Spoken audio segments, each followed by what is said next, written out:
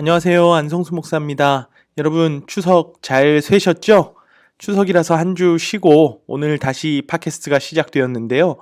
다시 시작이라는 말과 좀 맞진 않지만 사무엘상이 이제 마무리가 됩니다. 오늘 31장을 끝으로 사무엘상은 마무리가 되는데요. 영욕의 세월을 보냈던 사울의 삶이 여기서 막을 내려요. 배경은 길보아 산에서 벌어졌던 블레셋과 이스라엘의 전쟁인데요. 계속 예견되었던 것처럼 이 길보아 전투에서 사울과 그의 아들들이 죽습니다. 이제까지 사울이 범죄할 때마다 하나님이 이제 사울의 죽음을 말씀하셔 왔는데 길보아 산에서 이제 죽을 것이라는 것을 성경을 읽는 사람들에게 알려주셨었죠.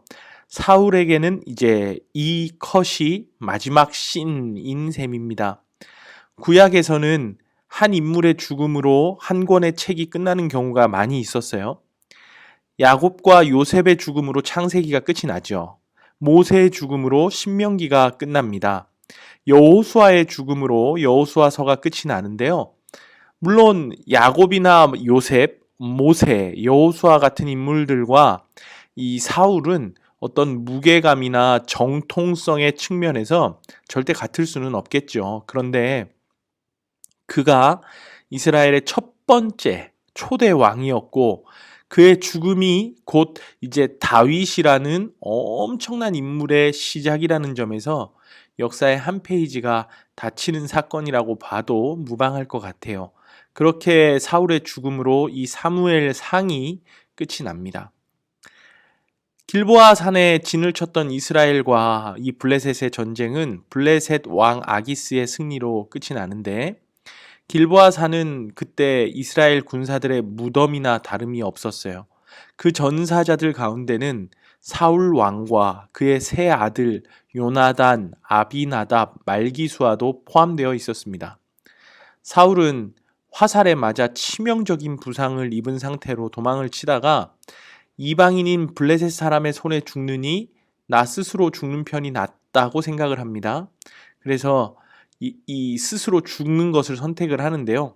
예전에 블레셋 사람들이 이스라엘의 사사였던 삼손을 생포해 가서 두 눈을 뽑고 조롱거리 삼았던 것을 알고 있었을 거예요. 그래서 사울이 자신의 죽음을 스스로 선택을 합니다. 함께 있던 부하에게 이제 자기를 찔러라 이렇게 명령을 하는데 그 부하는 감히 왕을 찌르지를 못했어요.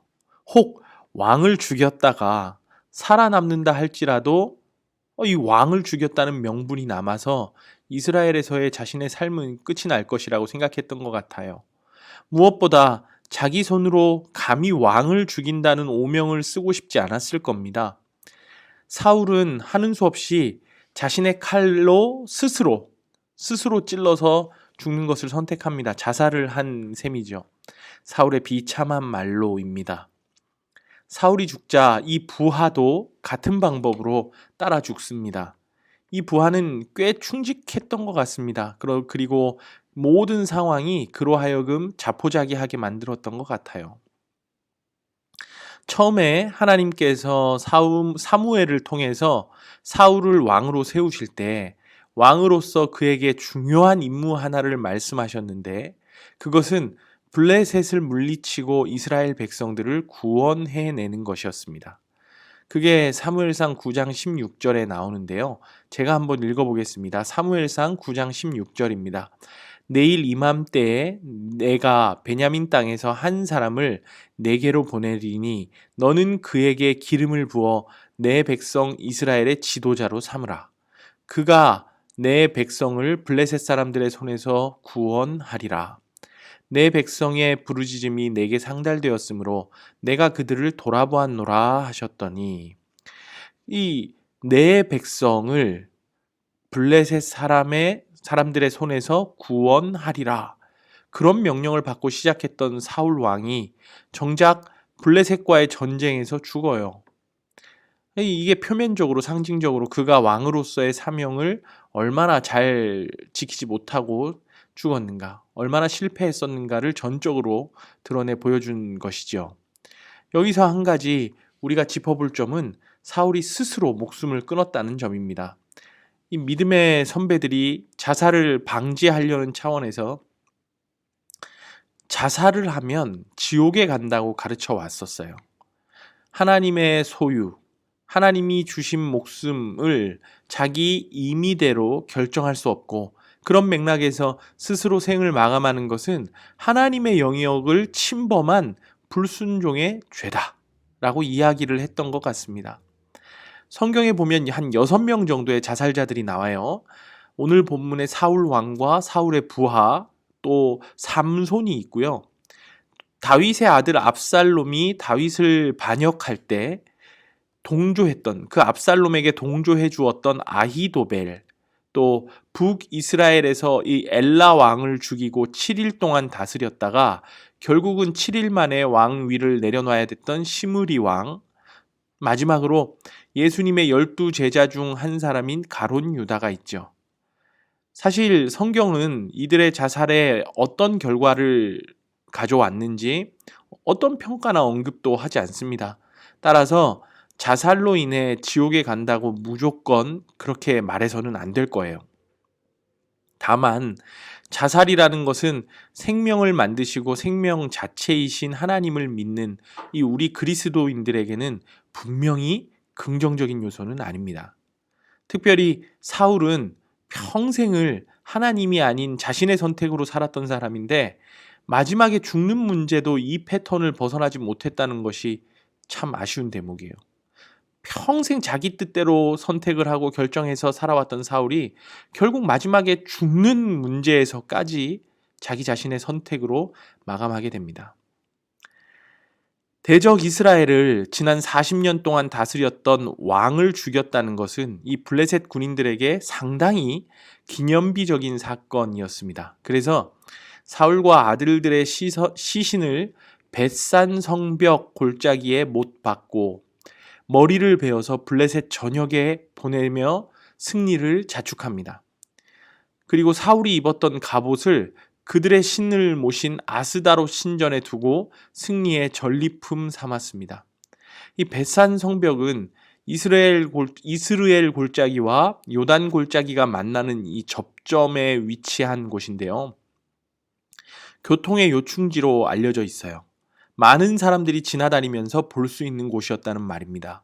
그런 곳에 사울의 시신을 걸어둠으로써 블레셋의 위세를 자랑하라 했던 것 같습니다. 또 하나님이 이스라엘의 신 아스다롯에게 졌다는 의미를 담아서 용사 사울의 갑옷을 아스다롯 신전에 두었는데, 사울과 이스라엘의 패배가 하나님의 패배는 결코 아니었지만 어쨌든 하나님이 세우셨던 이 왕이 대적 블레셋의 트로피 같은 역할로 전락해버린 것은 정말 씁쓸한 일이 아닐 수 없습니다. 사울의 죽음에 대한 소식을 들은 길르앗 야베스 사람들이 목숨을 걸고 밤새 걸어가서 벳산 성벽에 걸려있던 머리 없는 사울의 시신을 수습해서 야베스로 돌아가서 화장하고 7일간 금식하면서 유골을 야베스 에셀 나무 아래 장사했다고 기록이 되어 있네요. 길르앗 야베스 사람들이 이렇게 했던 이유는 이 사무엘상 11장에서 우리가 이제 같이 본 적이 있는데요. 사무엘상 11장에서 암몬 왕 나하스와 군사들이 길르앗 야베스에 쳐들어왔을 때가 있었어요. 그때 야베스 사람들이 암몬에게 약조를 맺고 이제 섬기겠다고 하면서 어떤 굴욕적인 이 화친을 제의했을 때 약조를 맺고 조공을 바치려거든 그 보증의 개념으로 모든 야베스 사람들의 오른쪽 눈을 다 빼고 나오라고 이 암몬 왕 나하스가 무리한 요구를 하죠. 그러니까 전쟁이나 반역할 생각도 하지 마라. 오른쪽 눈을 다 빼라. 화살을 쏠 수 있는 눈, 거리를 가늠할 수 있는 눈, 이거를 빼고 나오라고 무리하고 난감한 요구를 했었어요. 이때가 이제 사울이 처음 왕이 되고 이제 얼마 안 있었을 때인데, 그때 군사를 모집해서 사울이 암몬을 물리치고 대승을 거두었습니다. 왕으로서의 자격을 보인 첫 데뷔전이었다고 볼 수 있는데요. 그때 이 길르앗 야베스 사람들이 사울에게 은혜를 입었어요. 그걸 아직까지 잊지 않고 있었던 것 같습니다.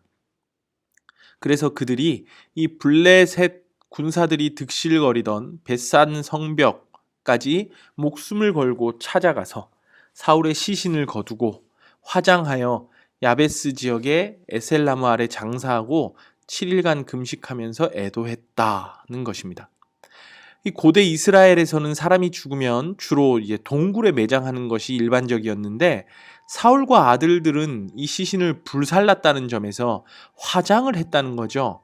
아마도 시신의 상태가 머리도 없고 부패가 많이 진행되었거나 왕이라는 상징성이 있어서 약탈과 치욕이 반복될 가능성이 있다고 본 것 같습니다. 그거를 제거하는 차원에서 이렇게 화장을 하지 않았을까 예상할 수 있습니다.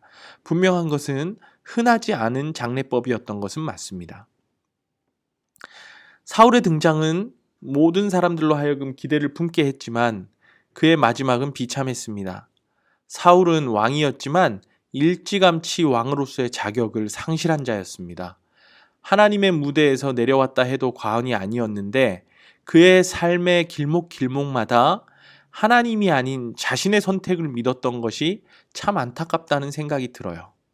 또 그가 저질렀던 잘못들은 반복적인 것이어서 계속해서 반복적인 잘못을 사울이 저질렀잖아요. 우리로 하여금 더 뜨끔하게 하는 인물인 것 같습니다. 우리도 여러분 동일한 죄를 많이 짓고 하나님 앞에서 다짐하고 결단했음에도 안 지키는 경우가 얼마나 많이 있습니까?